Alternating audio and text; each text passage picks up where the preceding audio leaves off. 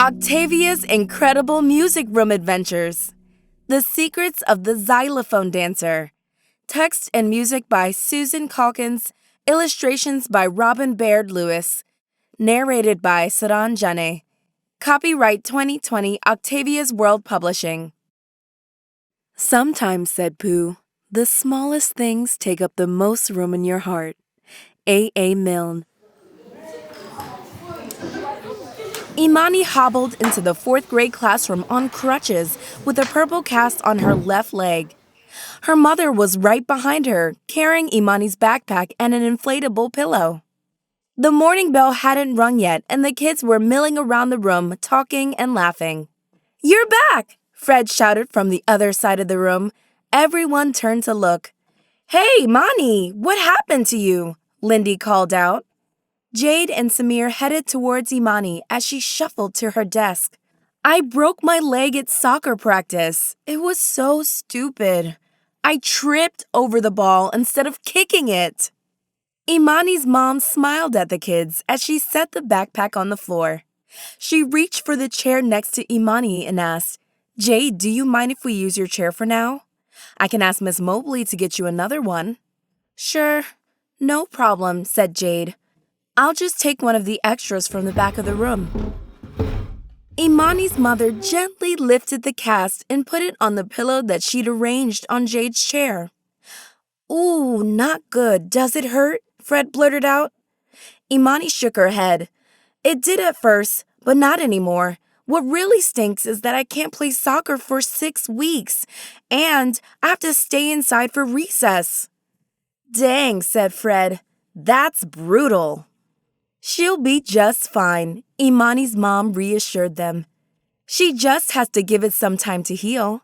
Blowing a kiss to her daughter, she headed to the door. "Bye, Mani. You be careful. And have a nice day," she said, waving over her shoulder as she walked out. Jade gazed at the bright pink toenail sticking out of Imani's cast. "I'm glad it doesn't hurt anymore," she said while making a mental note to herself.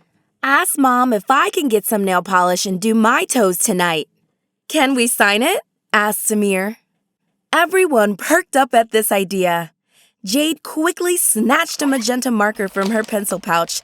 "Can I go first?" she asked. Imani shrugged.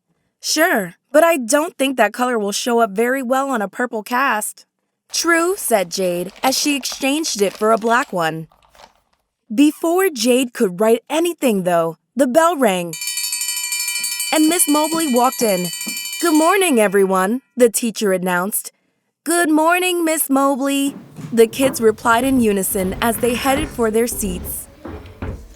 The 4th grade teacher set a large tote bag on her desk, pulled out a little vase full of pink roses, and held it up for the class to see. "Imani, your mother told me about your accident. Here's a little get-well gift from my garden. I'm so sorry about your injury, but we're glad you're back and we wish you a speedy recovery," she said, placing the vase on Imani's desk. "Okay, class, it's Wednesday. What do we have first period?" "Music!" the students chimed in. "Then let's line up and walk quietly down the hall. You know the routine," said Miss Mobley.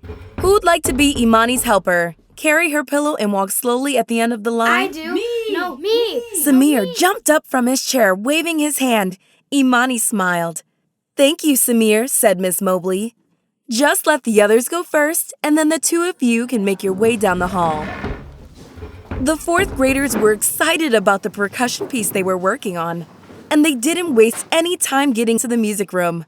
By the time Samir and Imani arrived, they were already setting up the instruments. "Jeepers, Imani, what happened to you, my dear?" exclaimed Mr. Brio. Imani rolled her eyes. A soccer accident, she mumbled. Kind of dumb. I'm just really clumsy. Well, at least you don't need your legs to play the xylophone. And I promise I won't ask you to do any dancing today. Mr. Brio laughed and pointed to the row of alto xylophones. Sit on the floor over there. Will that work with your leg? Or we could get you a couple of chairs, one for your cast, and put the alto on a stand for you. I'll sit on the floor, Imani responded. Samir dropped the pillow at Imani's spot, then went to his place at one of the bass xylophones. Octavia had waited anxiously for Miss Mobley's class to arrive. They'd been working on a really cool piece for the past 2 weeks, and now they could almost make it through the whole thing with no mistakes. She had to be careful to stay out of sight, but that didn't stop her from practicing the cha-cha-cha dance steps she'd made up to go with that music. Octavia was also watching Imani. That poor girl is having a hard time keeping up with the others, she thought. It must be uncomfortable with that cast on her leg. I wonder if it hurts. Plus, she was out for 2 whole lessons while the others practiced this piece.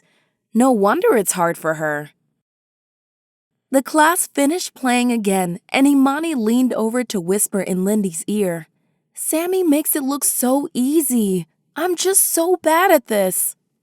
Everyone knew Samir was the best percussionist in the school. He had his own xylophone and a drum set at his house. He took private lessons on Saturdays, and he practiced every day after school. He's a real percussion freak, Lindy whispered back. But he's nice. He never brags about how good he is. Imani nodded in agreement. By the time music class ended, Imani had come up with an idea. When the others were busy putting things away, she hobbled over to the teacher's desk. Mr. Brio, I have a question. Uh-huh. What is it, Imani? Well, I'm not allowed to go outside for recess, and I'm really bad at playing my part on this song. Do you think it would be okay for me to practice in here during recess? Great idea! Of course you can, he said. But I do need to spend some time making photocopies in the staff room. I could ask Samir to come along and help you with your part. Would that be okay? Imani's face lit up. Samir was one of her favorite classmates. Sure, no problem, she replied. After the 4th graders had gone, Octavia couldn't stop humming the catchy bass line that Samir and Fred had been playing. She remembered Mr. Brio telling them their part had a lot of syncopation. Now looking out at the bass xylophones, she wondered, what's inside of that big wooden box under the tone bars? She was tempted to go take a look right away, but she was smart enough to know it wasn't a safe time for her to leave the nest. Mr. Brio will probably head for the staff room during recess period, like he always does, she reasoned. I'll go then, as soon as he's gone. The morning recess bell rang, and sure enough, Mr. Brio got up from the piano and took off down the hall. Octavia didn't waste a second. She floated down the silk line from the shelf, scooted across the floor to the bass xylophone, scaled up the box, and hopped onto a fat wooden bar. For a moment, she stood there posing triumphantly, with 2 legs on a tone bar and the other limb spread high and wide. Ta-da! She hopscotched down the bars and became so absorbed in this activity that she didn't hear Imani and Samir enter the room. They were headed straight for the xylophones. Octavia quickly came to her senses and dove into the dark space between the 2 xylophone bars, ending up on her back inside a wooden box. It was dark, but there were strips of light shining through from above. She curled up into a tight ball and tried to listen. Imani situated herself on the floor with her cast propped up on the pillow. Samir took an alto xylophone from the shelf, set it down in front of her, and handed her a pair of mallets. Thank you, Sammy. No problem, he replied. I think I should play the alto part along with you for now. Then we can do both parts, bass and alto, at the same time. He got himself another alto and a pair of mallets, then sat down on the floor. Okay, now first thing, make sure your shoulders and arms are relaxed. Uh-huh, she said, hunching her shoulders up and down. Your part starts with 2 notes, G in your left hand, C in your right hand. So, find those 2 notes, said Samir. She placed the mallets on the correct notes. Good. Now, I'm going to play a rhythm pattern a couple of times. Then you should play it back to me, staying on those 2 notes. He played. And she echoed him. Nice, he said. Now move your left hand up 1 note to A and leave your right hand on C. Then move down to G in your left hand and B in your right, like this.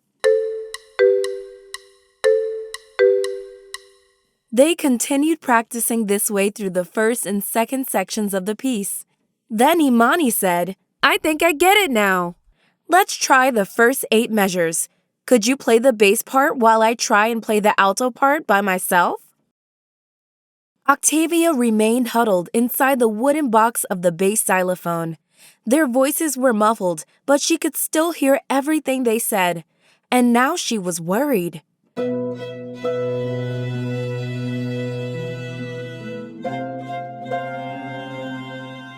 Is Sammy going to start playing this instrument? Why do I always get myself in these situations? She mumbled to herself. Luckily for her, Samir decided to sit down at the other bass xylophone.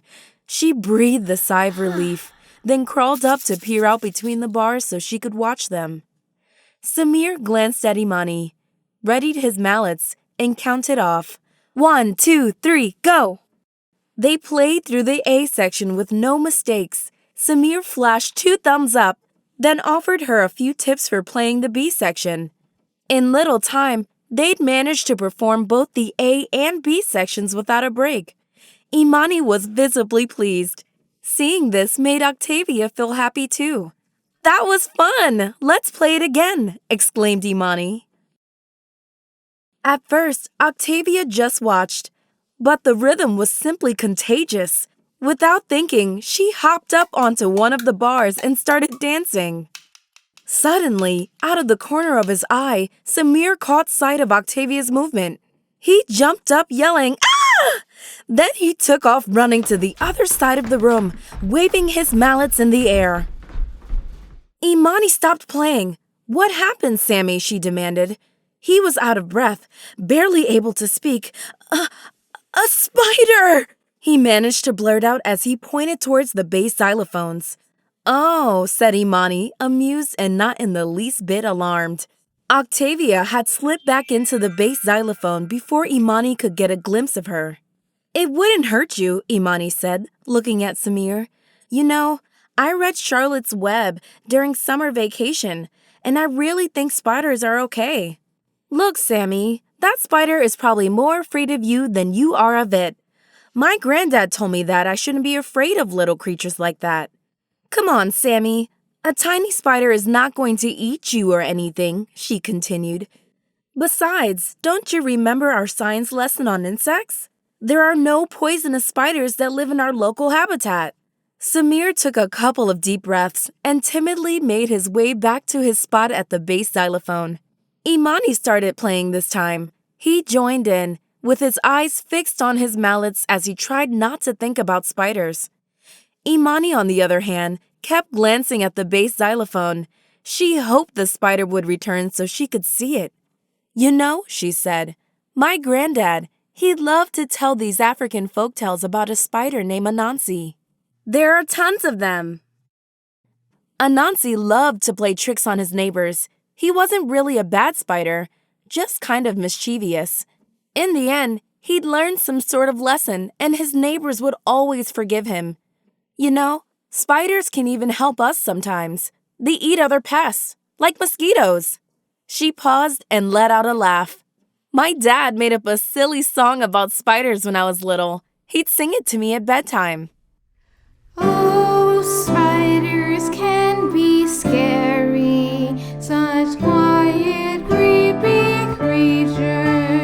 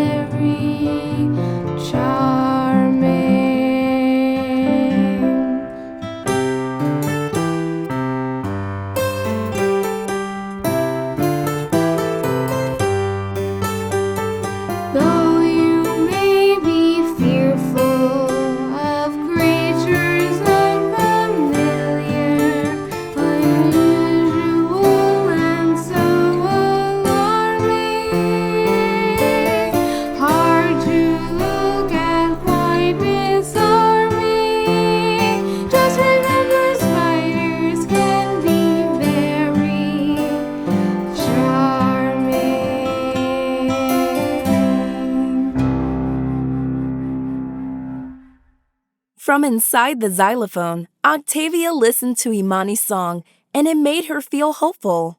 If Imani isn't afraid of me, she told herself, maybe she'd even want to be my friend. The two kids started to play again.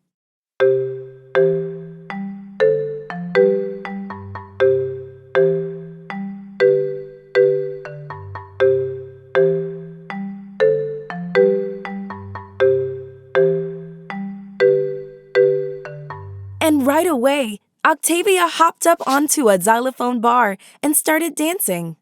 Looking over at the bass xylophone, Imani could now see her.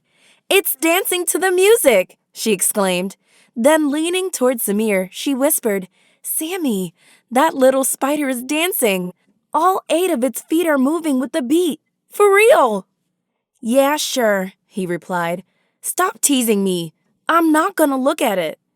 They stopped playing, and Octavia froze in the middle of her dance like a miniature statue. With her eyes fixed on the humans, she prepared for a retreat. "Listen to me, Sammy," Imani whispered. "This is incredible. I need to know if it's actually true, if the spider was really dancing to our music. Just watch with me, and don't be afraid."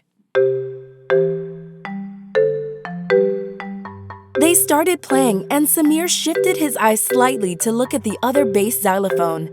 Octavia was dancing again. "It kinda seems like it," he said. "And it's not all that scary. I just gotta stop thinking about how creepy looking it is. Gives me the shivers." Octavia felt quite offended by Samir's comment, but she decided to ignore it. Imani ignored it too. "Maybe we should try a different tempo, then we'd know if it was really following our beat." Samir began playing very slowly, then gradually he sped up the tempo. Imani just watched. Sure enough, the spider's moves kept right up with the beat. Imani clicked her mallets together and cheered. "Bravo, little spider!" Octavia was so excited by this that she leaped from low C to high C, making a perfect arc through the air. "It's jumping a whole octave!" shouted Imani. "I saw that!" Samir laughed as he played a roll on the xylophone, ending it with an emphatic final attack. Octavia stood frozen in a dancer's pose. Peering cautiously at them, she waited to see what their next move would be. Imani stared at the spider. I think it's a girl, and we should call her Octavia," she declared. "Because she can jump an octave and she has 8 legs. Yeah, Octavia is a perfect name." "And why do you think it's a girl?" asked Samir. Imani shrugged her shoulders. "I really can't say. It just came to me." Recess period was almost over. Imani and Samir could see Mr. Brio coming down the hallway towards the music room. "Sammy," whispered Imani, "maybe we shouldn't say anything about Octavia until we get to know her better. She might be frightened and run away forever." Samir wasn't very good at keeping secrets. He'd be the first to admit it. He also happened to know that Mr. Brio was not fond of spiders at all. "Who knows what might happen if Mr. Brio found out about her," he said. "Okay, I won't tell. Besides, no one would ever believe us anyway." Mr. Brio walked in. "So how's it going, my friends?" Great," said Samir. "Hi, Mr. Brio. I can play the whole first part. Keeping up with Sammy, too," Imani chimed in. "Excellent. Say, isn't your recess time about over?" "Can you get up on your own, Imani?" he asked. "That cast looks kinda heavy." "I'm okay," said Imani, as she watched Octavia disappear into the xylophone. "Thanks, Mr. Brio, for letting us practice today." "My pleasure," he replied with a smile. "Good work, kids. Have a wonderful rest of the day." Imani scrambled to her feet. Samir put the instruments away, grabbed the inflatable pillow, and they were out the door. Once they turned a corner down the hall, Imani and Samir burst into laughter. "Can you believe it? A spider that dances to music?" exclaimed Samir. "You gotta admit, Octavia is a pretty good name for her, don't you think?" said Imani. "I just can't wait till next music class. Do you think we'll see her again?" "We're not going to say anything if we do, right?" asked Samir. "Deal," replied Imani, nodding her head. Then, as they made their way back to the classroom, she came up with some lyrics to go with the melody they'd been practicing.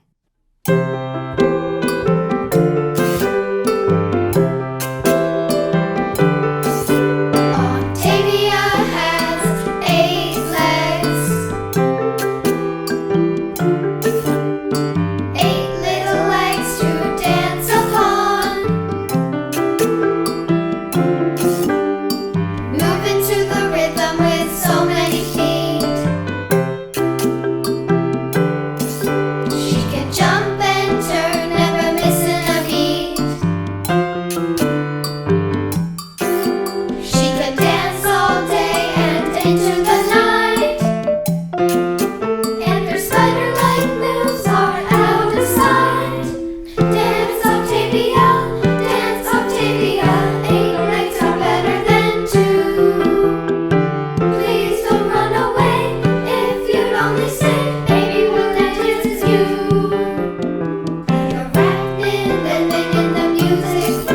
An arachnid who's living in the music from us to listen when we play a tune. There's a creature who listens when we play a tune. She may be a spider, but she sure can dance. A spider, a spider, a spider, a spider. Don't be afraid, just give her a chance. Give her a chance. When she moves to the rhythm, her feet take flight. You'll be dancing right along with her out of sight.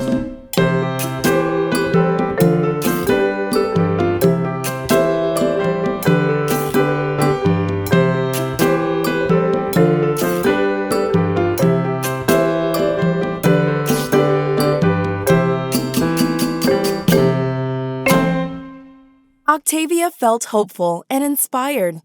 It wasn't safe for her to try getting back to her nest, not until Mr. Brio was gone for the day. But those two kids had left her in such a good mood that she didn't even mind being stuck there inside the bass xylophone. "I think they liked my dancing," she thought, "and maybe Imani would be my friend." Inside the dark wooden box, she practiced her dance steps for as long as she could. Then, exhausted but content, she settled down for a nice long nap.